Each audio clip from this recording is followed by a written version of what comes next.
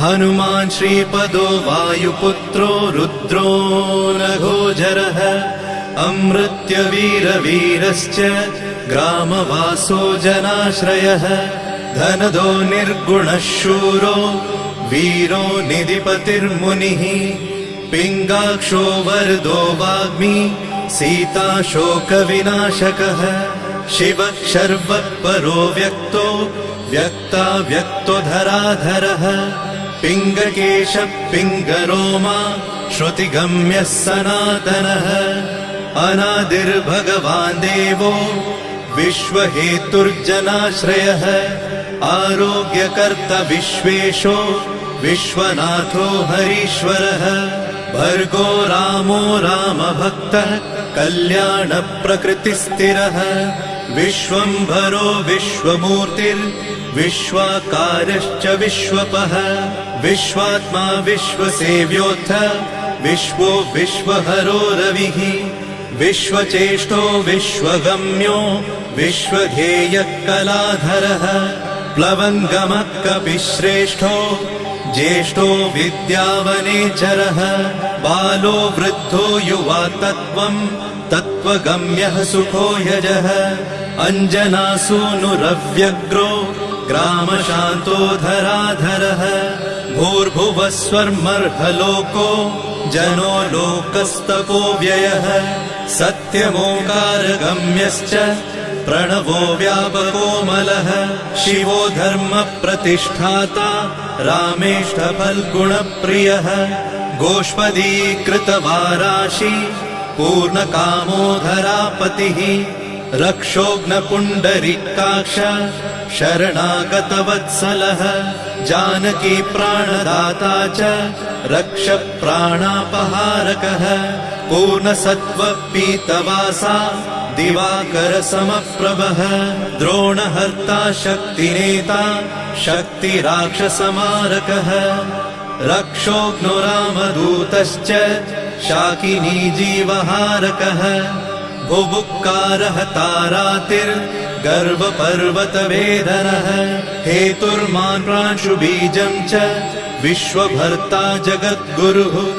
जगत्त्राता जगन्नाथो जगदीशो जनेश्वरः जगत्पिता हरिश्रीशो गरुडस्मयभञ्जनः पार्थध्वजो वायुपुत्रो अमितपुच्छोऽमितप्रभः ब्रह्मपुच्छ परब्रह्म पुच्छो रामेष्ट एव च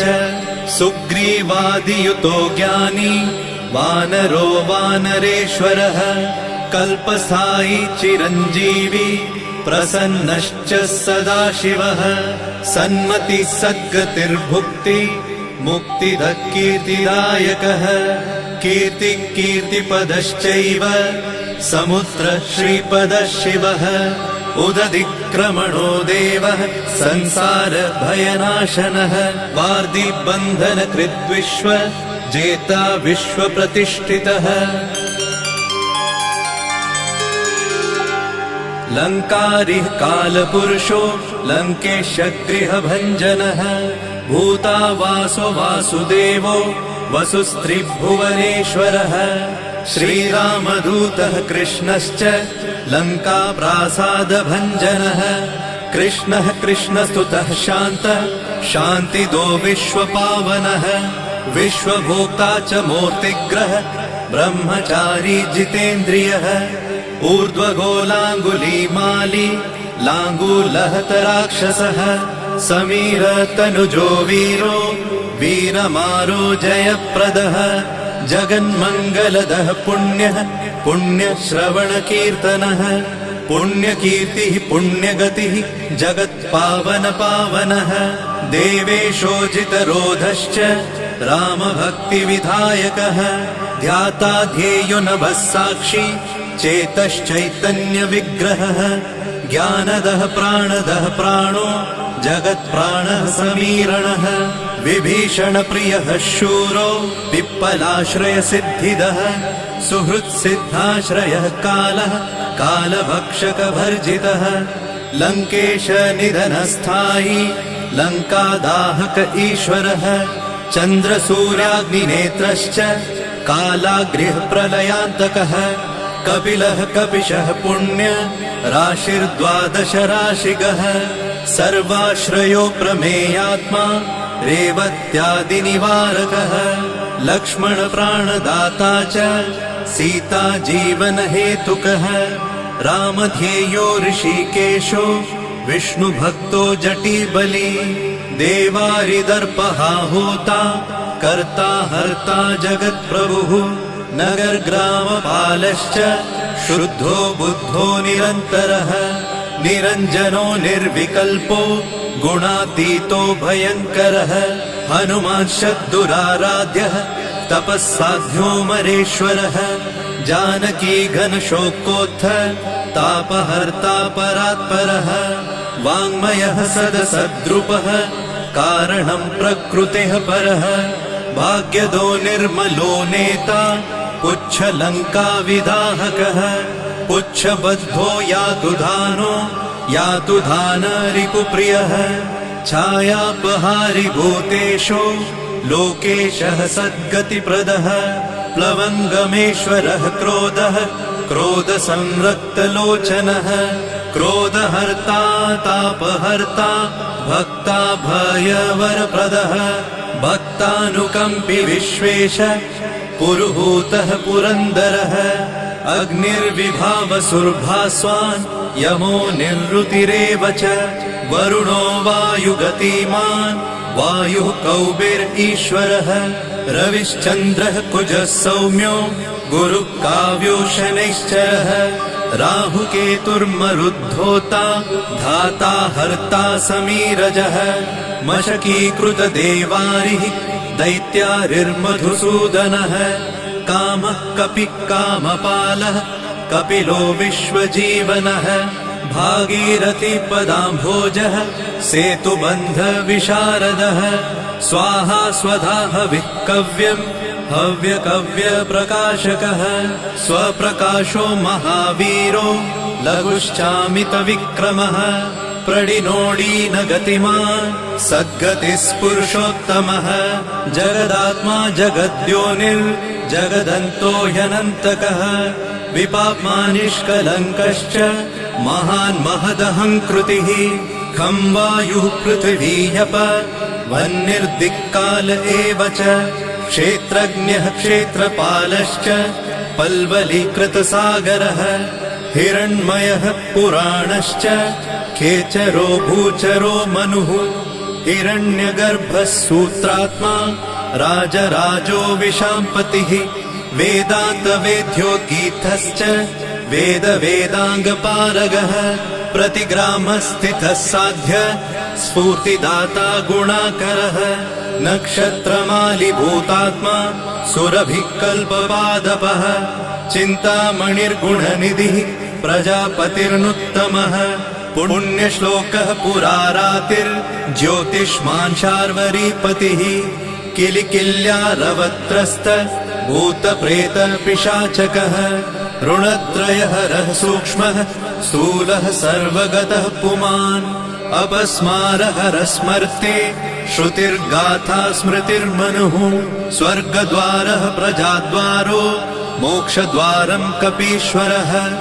नादरूपः परब्रह्म ब्रह्म ब्रह्मा पुरातनः एको नैको जनः शुक्ल स्वयं ज्योतिरनाकुलः ज्योतिर्ज्योतिरनादिश्च सात्विको राजसत्तमः तमोहर्ता निरालम्बो निराकारो गुणाकरः गुणाश्रयो गुणमयो बृहत्कायो बृहद्यशाः बृहद्धनुर्बृहत्पादो बृहन्मूर्धा बृहत्स्वनः बृहत्कर्णो बृहन्यासो बृहन्नेत्रो बृहद्गलः बृहद्यत्नो बृहच्चेष्टो बृहत्पुच्छो बृहत्करः बृहद्गतिर्बृहत्सेव्यो बृहल्लोकफलप्रदः बृहच्छक्तिर्बृहद्वाञ्छा फलदो बृहदीश्वरः बृहल्लोकनुतो द्रष्टा विद्यादाता जगद्गुरुः देवाचार्यः सत्यवादी ब्रह्मवादी कलाधरः सप्तपातालगामी च मलयाचलसंश्रयः उत्तराशास्थितः श्रीदो दिव्यौषधवशः खगः शाखामृगः कपीन्द्रश्च पुराणः श्रुतिसञ्चरः चतुरो ब्राह्मणो योगी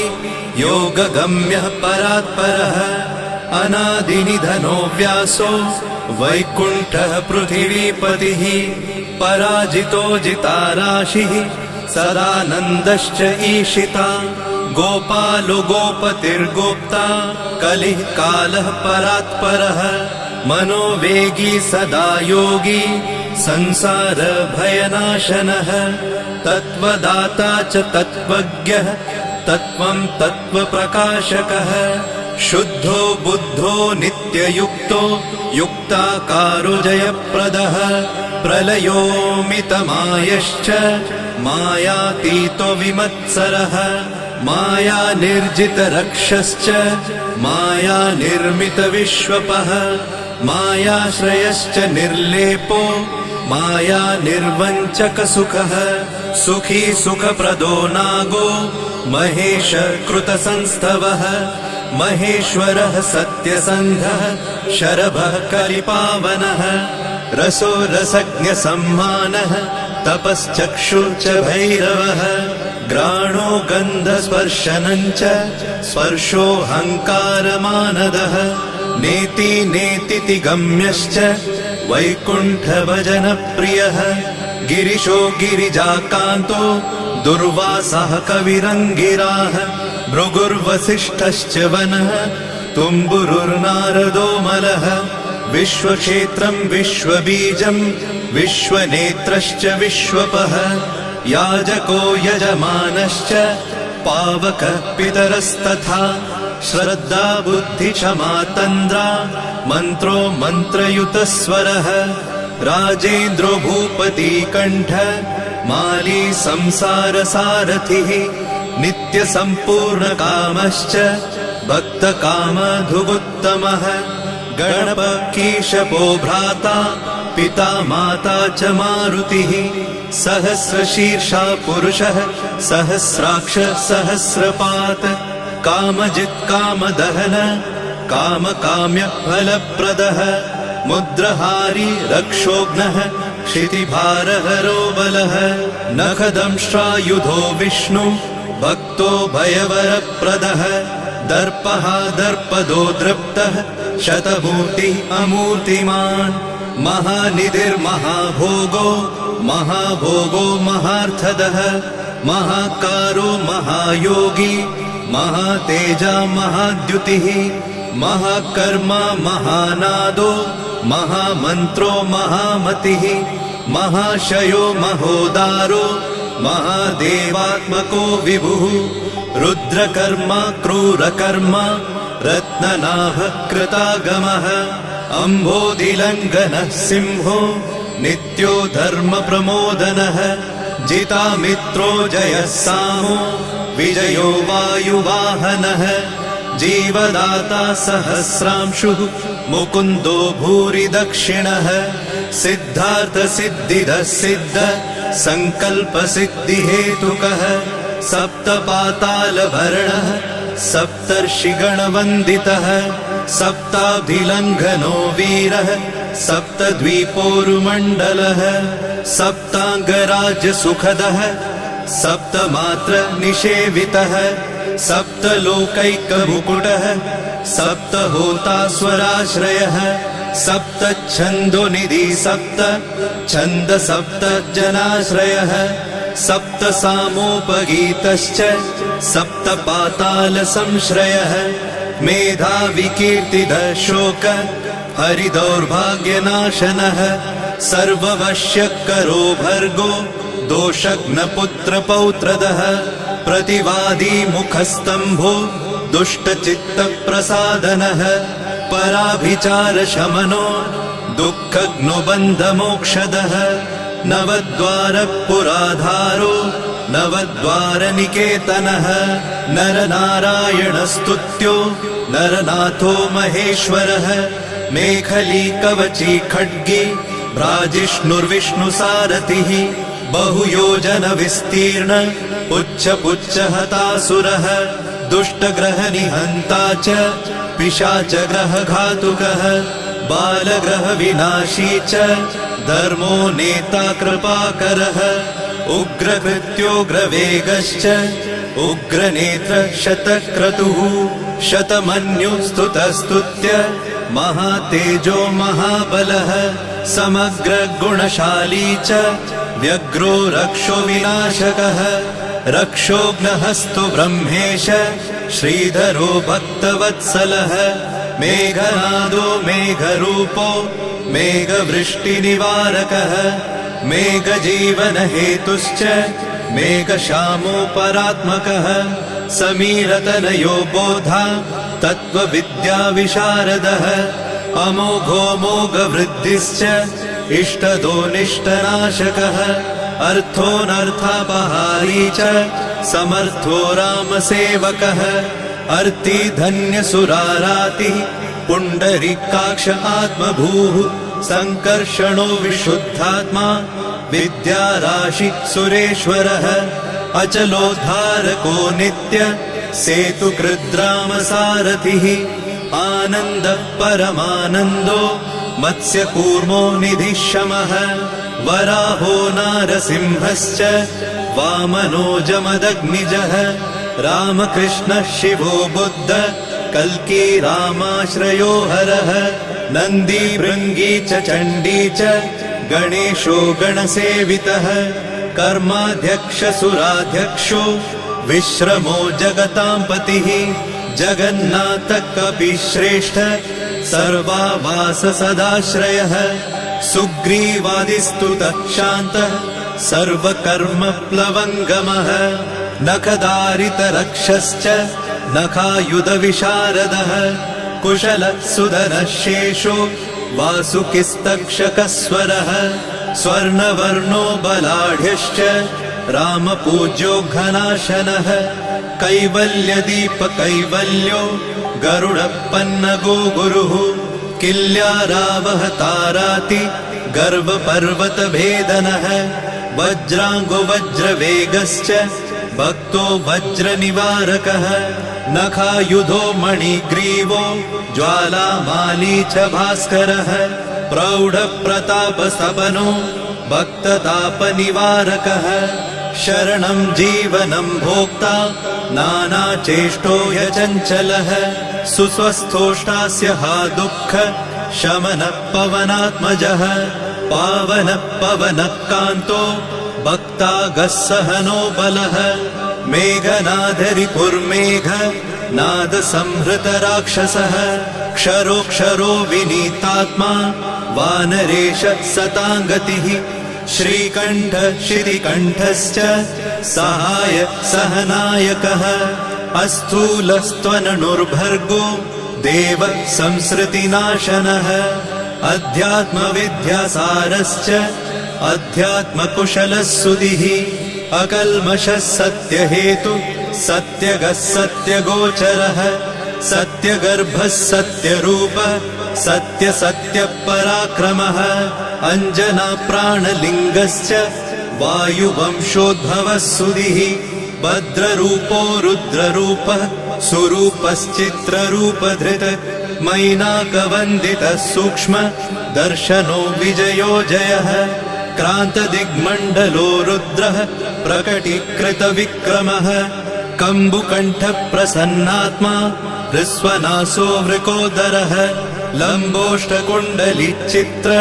मालियोगविदाम्बरः विपश्चित्कविरानन्द विग्रहोऽनन्यशासनः फल्गुनीसूनुरव्यग्रो योगात्मा योगतत्परः योगवेद्यो योगकर्ता योगयोनिर्दिगम्बरः अकारादिक्षकारान्त वर्गनिर्मितविग्रहः उलूखलमुखः सिंह संस्तुतः परमेश्वरः श्लिष्टजङ्घः श्लिष्टजानु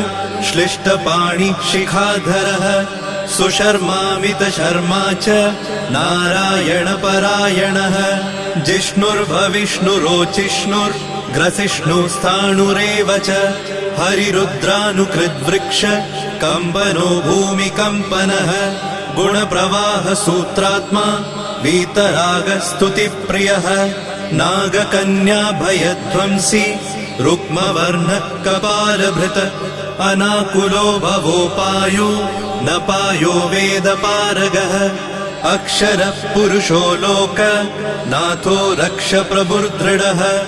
अष्टाङ्गयोगफलभुक सत्यसन्धः पुरुष्टतः श्मशानस्थाननिलय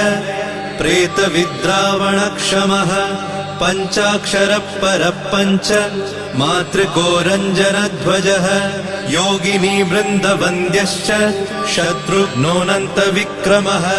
ब्रह्मचारीन्द्रियरिपुर्धृतदण्डो दशात्मकः अप्रपञ्चः सदाचार शूरसेनविदारकः वृद्धप्रमोदश्चानन्द सप्तजिह्वापतिर्धरः नवद्वारपुराधार प्रत्यग्रसामगायकः षट्चक्रधाम स्वर्लोको भयहृन्मानदो मदः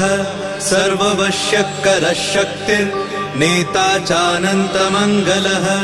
अष्टमूर्तिर्धरो नेता विरूपस्वरसुन्दरः धूमकेतुर्महाकेतु सत्यकेतुर्महारथः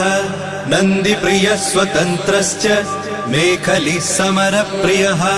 लोहाङ्ग सर्वविद्धन्वि षट्कलः शर्व ईश्वरः फलभुक्फलहस्तश्च सर्वकर्मफलप्रदः धर्माध्यक्षो धर्मफलो धर्मो धर्मप्रदोऽर्थदः पञ्चविंशतितत्त्वज्ञ स्तारक ब्रह्म तत्परः त्रिमार्गवसतिर्भीमः सर्वदुःखनिबर्हणः ऊर्जस्वान्निर्गलः शूली मालिगर्भो निशाचरः रक्ताम्बरधरो रक्तो रक्तमाला विभूषणः वरमाली शुभाङ्गश्च श्वेतश्वेताम्बरो युवा जयो जय परिवारः सहस्रवदनः कविः शाकिनी डाकिनी यक्ष रक्षो भूतौघभञ्जनः सद्यो जातः कामगतिर्ज्ञानमूर्तिर्यशस्करः शम्भुतेजा सार्वभौमो विष्णुभक्तप्लवङ्गमः चतुर्नवतिमन्त्रज्ञ पौलस्त्यबलदर्पः सर्वलक्ष्मीप्रदः श्रीमान् अङ्गदप्रिय ईडितः स्मृतिर्बीजं सुरेशानः संसारभयनाशनः उत्तमः श्रीपरिवार श्रीभूदुर्गा च कामदृक् सदा गतिर्मातरिष्वा रामपादाब्जषट्पदः नीलप्रियो नीलवर्णो नीलवर्णप्रियः सुहृत् रामदूतो लोकबन्धु रन्तरात्मा मनोरमः श्रीरामध्यानकृद्वीरः सदा किं पुरुषस्तुतः रामकार्यान्तरङ्गश्च शुद्धिर्गतिरनामयः पुण्यश्लोकपरानन्द परेशप्रियसारथिः लोकस्वामी मुक्तिदाता सर्वकारणकारणः महाबलो महावीरः पारावारगतिर्गुरुः समस्तलोकसाक्षी च समस्तसुरवन्दितः सीता समेत श्रीराम पादसेवाधुरन्धरः इति श्री आञ्जनेय सहस्रनाम स्तोत्रम् सम्पूर्णम्।